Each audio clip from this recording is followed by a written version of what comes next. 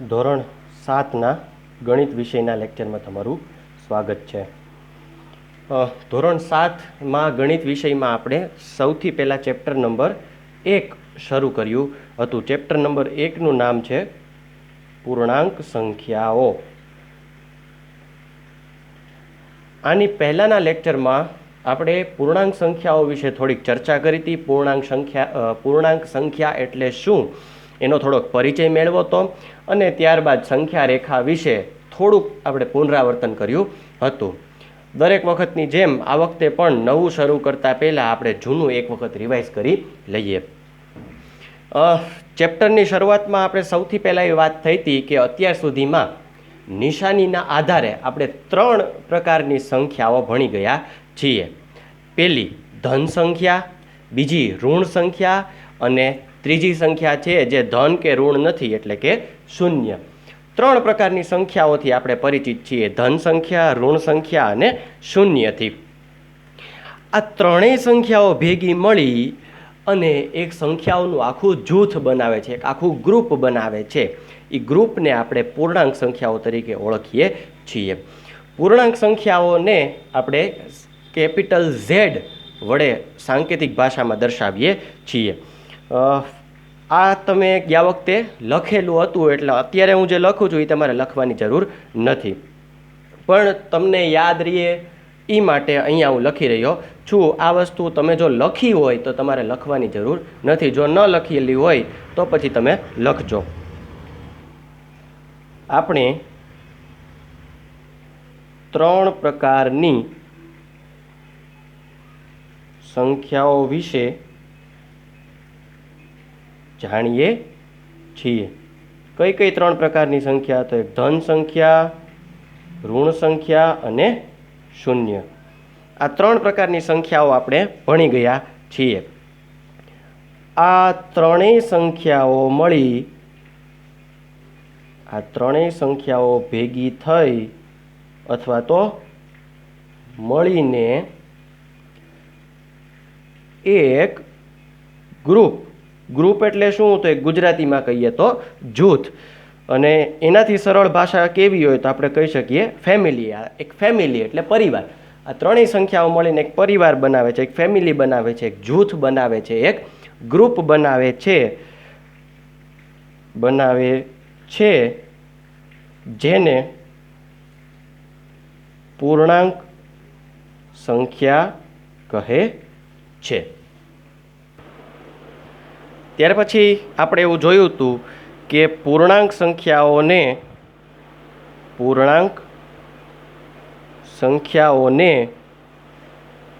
ગણિતમાં આપણે સાંકેતિક રીતે લખવું હોય તો કેવી રીતે લખી શકાય? તો એ કે પૂર્ણાંક સંખ્યાઓને ગણિતમાં સાંકેતિક રીતે કેપિટલ ઝેડ વડે દર્શાવવામાં આવે છે.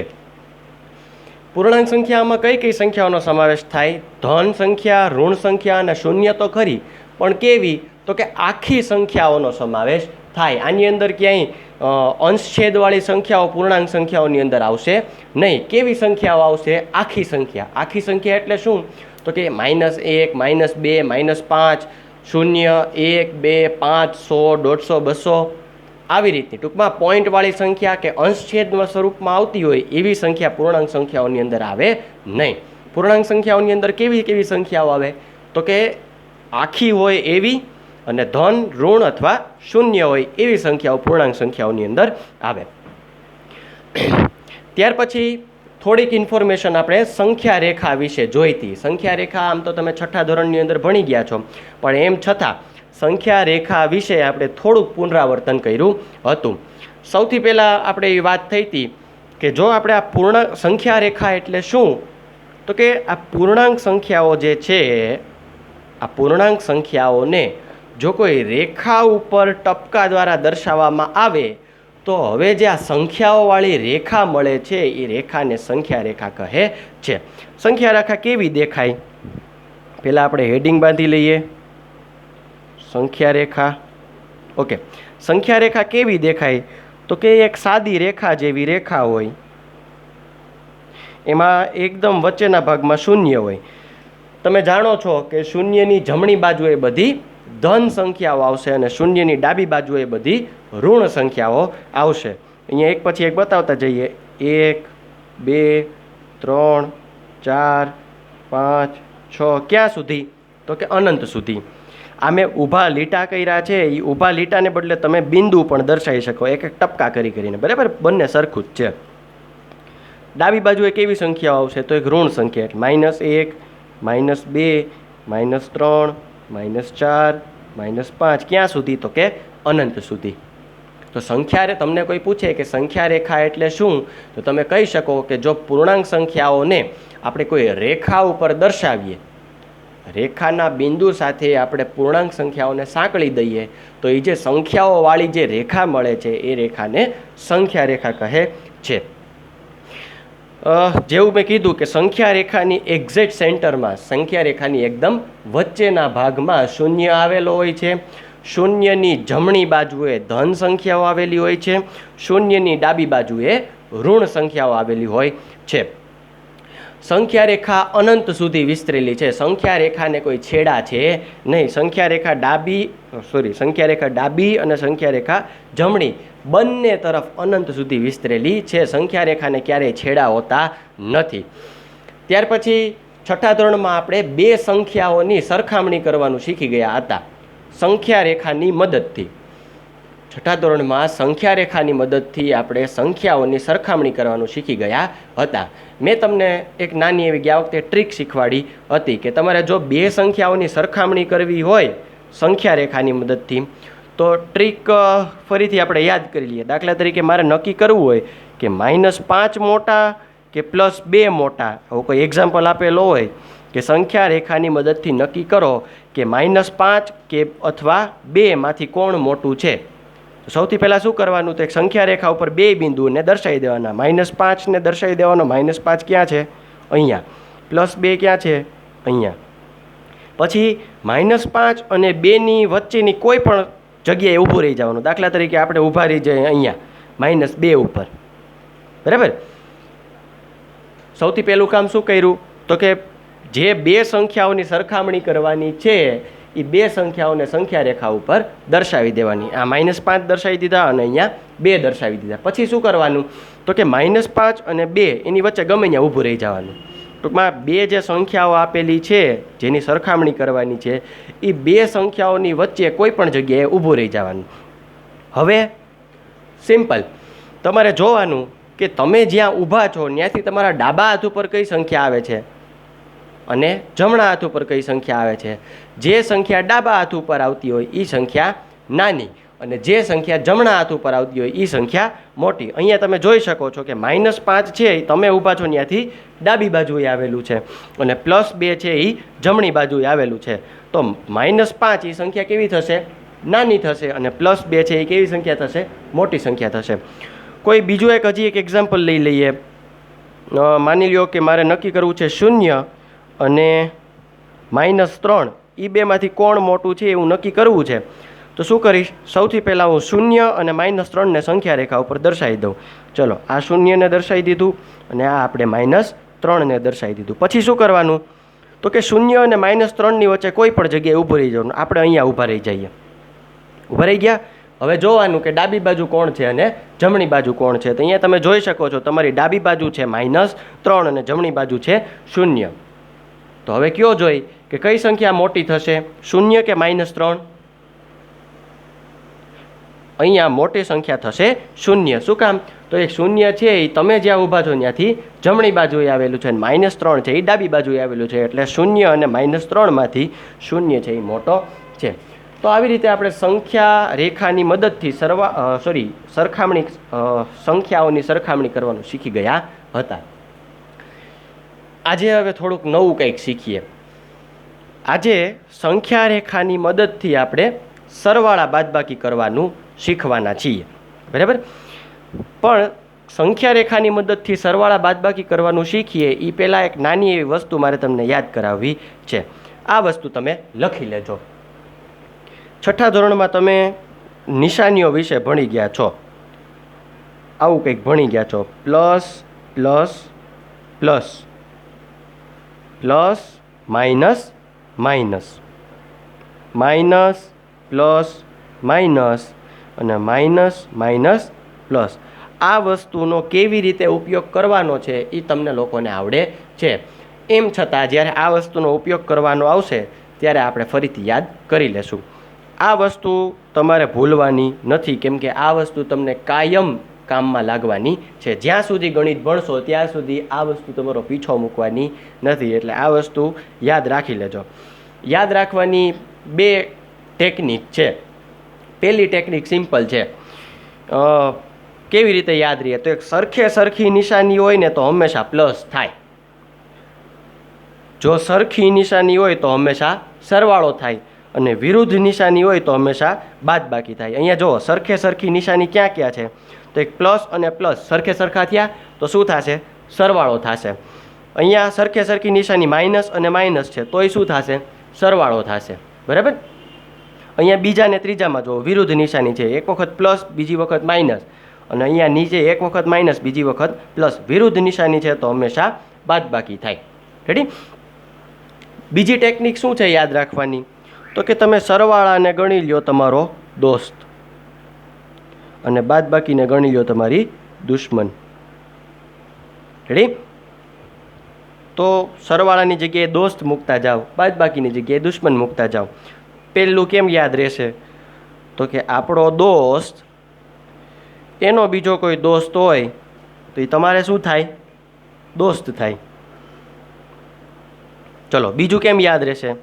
તો કે તમારો દોસ્ત એનો કોઈ દુશ્મન હોય તો તમારો શું થાય? ઓબ્વિયસ છે, દુશ્મન થાય. તમારો કોઈ દુશ્મન એનો કોઈ દોસ્ત હોય તો તમારો શું થાય? ઓબ્વિયસ છે, દુશ્મન થાય. અને તમારો કોઈ દુશ્મન હોય એનો પાછો કોઈ દુશ્મન હોય તો તમારો શું થાય?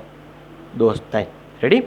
બે ટેકનિક મેં તમને આ વસ્તુ યાદ રાખવા માટે કીધી. પહેલી ટેકનિક શું? તો કે સરખી નિશાની હોય તો હંમેશા સરવાળો થાય અને જો વિરુદ્ધ નિશાની હોય તો હંમેશા બાદબાકી થાય. બરાબર? પહેલી ટેકનિક આ. બીજી ટેકનિક શું? તો કે આ સરવાળાને દોસ્ત ગણી લ્યો અને બાદબાકીને દુશ્મન ગણી લ્યો. આજે આપણે સંખ્યા રેખાની મદદથી સરવાળા બાદબાકી કરવાનું શીખવાનું છે. ચલો, એક એક્ઝામ્પલ લઈ લઈએ. એક્ઝામ્પલ,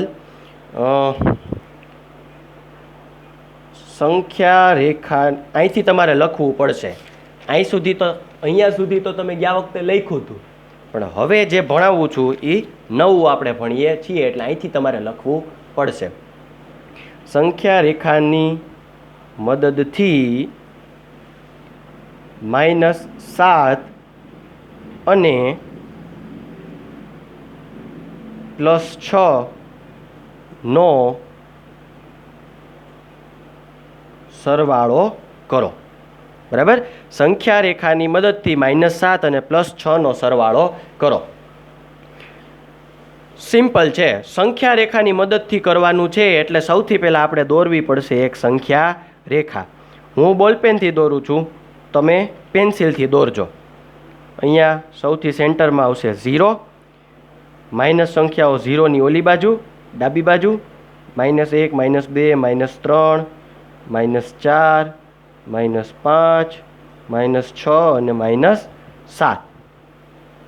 અને અહીંયા 1, 2, 3, 4, 5, 6, 7, 8 જ્યાં સુધી સમાય ત્યાં સુધી લખજો. આપણે શું કરવાનું છે? સંખ્યા રેખાની મદદથી -7 અને +6 નો સરવાળો કરવાનો છે. સૌથી પહેલાં શું કરશું? તો કે કોઈ પણ એક સંખ્યા પકડી લેવાની. બરાબર? -7 અને +6. એક કામ કરો, પહેલાં આપણે સરખી નિશાનીવાળા શીખી લઈએ. બરાબર? અહીંયા આપણે +4 અને +6 નો સરવાળો કરીએ. 9 અને 10. ઓકે, +4 અને +6 નો સરવાળો કરવાનો છે. તો એકચ્યુઅલી કેવી રીતે લખાશે? અહીંથી તમારો આન્સર શરૂ થઈ જશે. આન્સર જો 4 અને 6 બેની નિશાની કેવી છે? પ્લસની છે.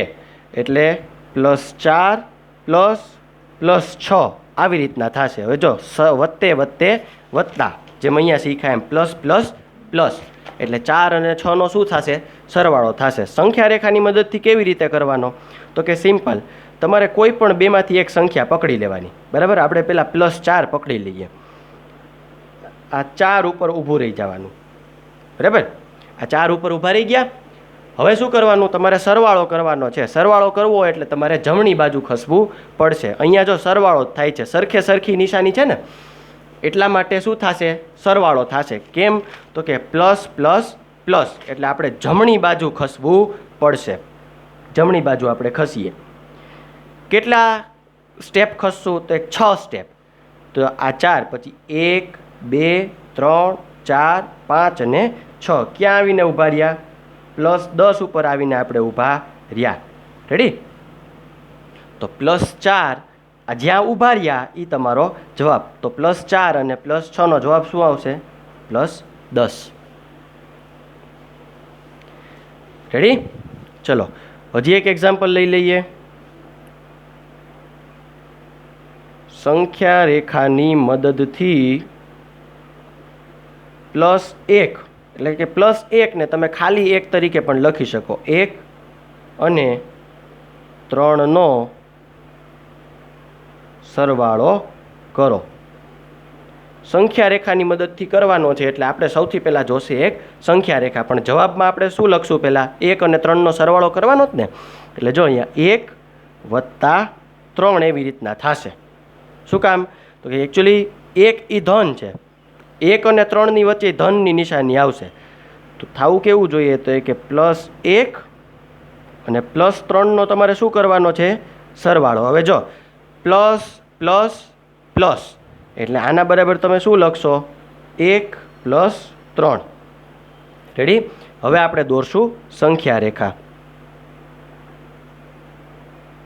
આ દોરી દીધી આપણે એક સંખ્યા રેખા. અહીંયા વચ્ચે 0 1 2 3 4 5 6 7, બસ ઇનફ.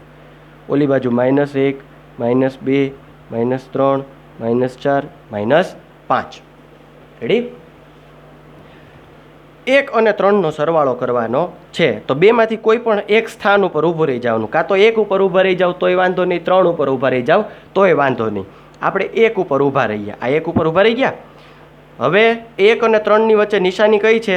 સરવાળાની. સરવાળાની નિશાની છે એટલે તમારે ખસવું પડશે જમણી બાજુ. જમણી બાજુ ખસવાનું. કેટલા સ્ટેપ ખસવાનું? તો કે 3 સ્ટેપ.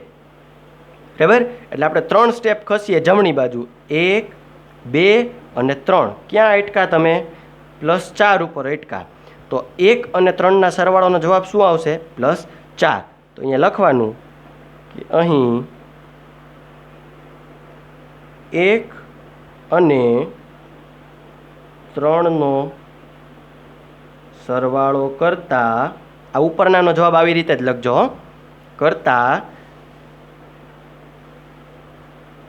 જવાબ +4 મળશે. રેડી?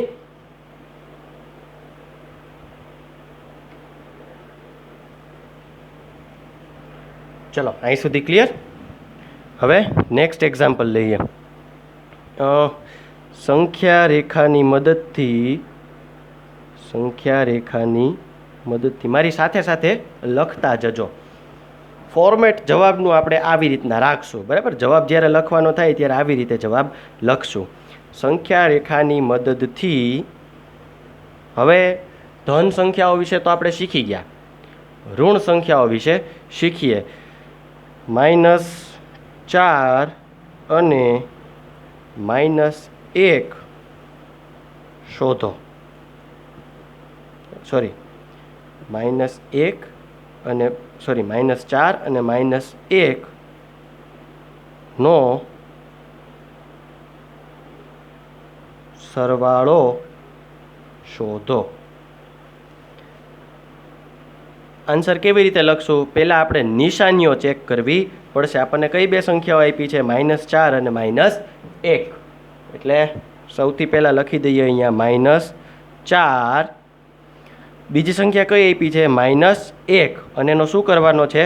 સરવાળો કરવાનો છે, એટલે બંને સંખ્યાઓની વચ્ચે નિશાની મૂકીએ સરવાળાની. હવે જો પ્લસ માઇનસ માઇનસ, આ પ્લસ અને આ માઇનસ, એટલે પ્લસ માઇનસ માઇનસ એટલે શું થશે? -4 પ્લસ માઇનસ માઇનસ અને એકડાનો એકડો. હવે જો -4 અને 1ની વચ્ચે નિશાની કેવી છે? ઋણ, બાદબાકીની છે. બાદબાકીની જ્યારે નિશાની હોય ત્યારે તમારે સંખ્યા રેખામાં હંમેશા કઈ બાજુ ખસવાનું? ડાબી બાજુ ખસવાનું. જ્યારે બે સંખ્યાઓ વચ્ચે સરવાળાની નિશાની હોય ત્યારે તમારે ખસવાનું જમણી બાજુ, અને બે સંખ્યાઓ વચ્ચે જ્યારે બાદબાકીની નિશાની હોય ત્યારે તમારે ખસવાનું ડાબી બાજુ. હવે આપણે સંખ્યા રેખા દોરી દઈએ. સંખ્યા રેખામાં આપણે ધન સંખ્યાઓની જરૂર નથી, એટલે હવે શૂન્ય છે ને એ સેન્ટરમાં આપણે નથી દર્શાવતા.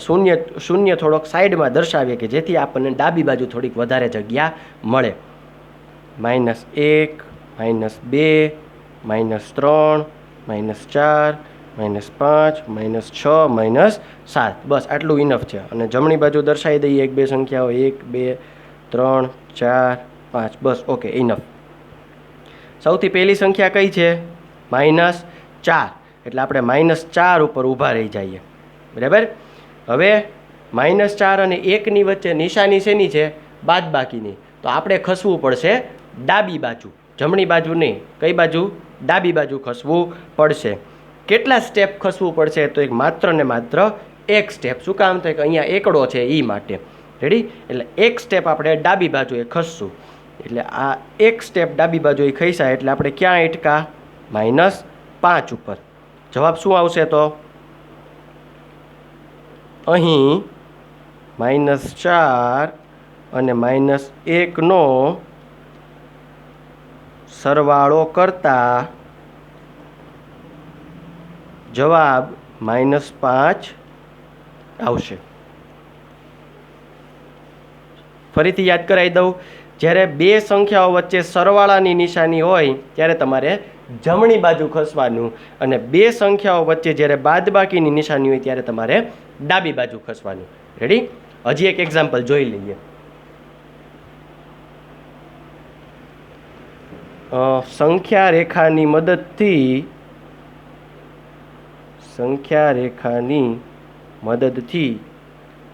-8 અને -4 નો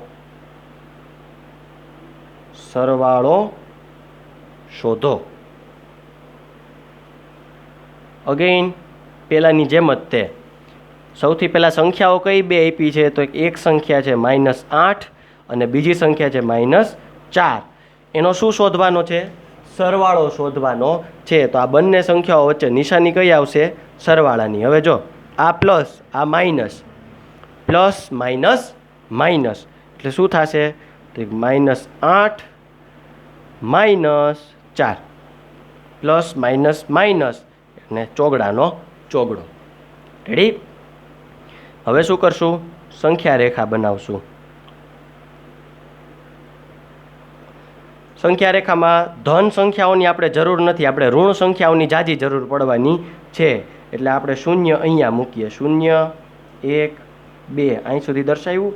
હવે ઓલી બાજુ -1 -2 -3 -4 -5 -6 -7 -8 -9 -10 -11 -12.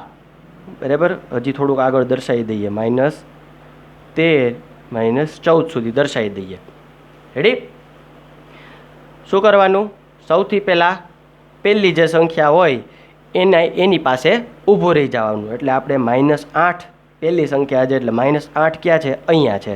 -8 ઉપર ઊભું રહી જવાનું. -8 અને 4ની વચ્ચે નિશાની કેવી છે? ઋણની, બાદબાકીની. એટલે આપણે ડાબી બાજુ ખસવાનું થશે.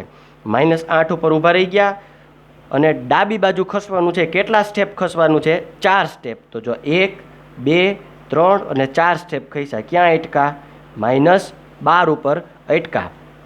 જવાબ શું આવશે આપણો? -12. લખી દઈએ નીચે કે અહીં -8 અને -4નો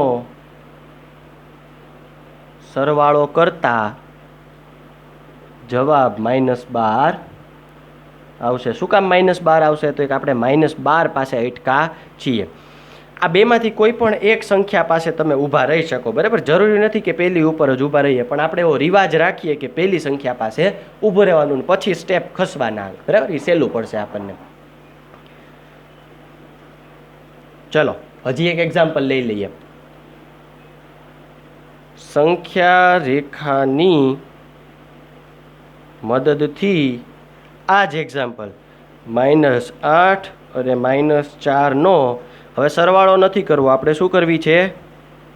બાદબાકી કરવાની છે. બાદબાકી કરો. આગળની જેમ જ તે કઈ બે સંખ્યાઓ આપી છે? એક છે -8 અને બીજી સંખ્યા છે -4. એક સંખ્યા છે -8 અને બીજી સંખ્યા છે -4, અને બેયની શું કરવાની છે? બાદબાકી. એટલે બે વચ્ચે બાદબાકીની નિશાની. હવે જો માઇનસ માઇનસ પ્લસ એટલે શું થશે? -8 + 4. -8 ના -8 આમનામ, આ માઇનસ આ minus plus, minus minus plus, અને 4 ના 4. રેડી? હવે શું કરશું? એક સંખ્યા રેખા બનાવશું. સંખ્યા રેખામાં અહીંયા 0 મૂકીએ. 0, -1, -2, -3, -4, -5, -6, -7, -8, -9. 1, 2, 3, 4, 5, 6, 7. ચલો શું કરવાનું? -8 પાસે પહેલાં ઊભું રહેવાનું. -8 ક્યાં છે? કે -8 અહીંયા છે. અહીંયા પહેલાં ઊભા રહેશું. આ -8 પાસે ઊભા રહ્યા. હવે શું કરવાનું? તો 4 સ્ટેપ ખસવાનું છે. પણ કઈ બાજુ ખસવાનું છે? તો કે એ આની નિશાની ઉપર આધાર છે. અહીંયા જો -8 અને 4ની વચ્ચે નિશાની કેવી છે? પ્લસની. જો પ્લસની નિશાની હોય તો આપણે જમણી બાજુ ખસવાનું, જો માઇનસની નિશાની હોય તો ડાબી બાજુ ખસવાનું. પ્લસની નિશાની છે એટલે આપણે જમણી બાજુ 4 સ્ટેપ ખસવાના છીએ. રેડી? આ -8 ઉપર ઊભા. હવે 4 સ્ટેપ આપણે સરવાળાની નિશાની છે એટલે જમણી બાજુ ખસવાના છે. આ 4 સ્ટેપ, અને આ બતાવે છે દિશા. પ્લસ એટલે જમણી બાજુ 4 સ્ટેપ જમણી બાજુ ખસવાનું છે. ક્યાંથી શરૂ કરવાનું? -8થી. 4 સ્ટેપ ખસીએ. 1, 2, 3 અને 4. ક્યાં આવીને અટકા? -4 ઉપર આવીને અટકા. આપણો જવાબ શું આવશે? -4. અહીં -8 અને -4ની બાદબાકી કરતા જવાબ શું મળશે? -4 મળશે. ક્લિયર? જો -8 અને -4નો સરવાળો કર્યો તો જવાબ કેટલો આવ્યો? -12. અને -8 અને -4ની બાદબાકી કરી તો જવાબ કેટલો મળ્યો? -4. બરાબર? અત્યારે સંખ્યા રેખાની મદદથી શીખવાડું છું, પણ આના પછી હવે આપણે મોટા થઈ ગયા એટલે વારે વારે આપણે સંખ્યા રેખા દોરવી આપણને પોસાય નહીં. એટલે આપણે સીધી ગણતરી કરવાનું શીખશું. એ કેવી રીતે થાય છે એ આના પછી શીખવાડીશ. અહીં સુધી ક્લિયર? હવે આગળ વધીએ. હજી એક એક્ઝામ્પલ લઈએ. સંખ્યા રેખાની મદદથી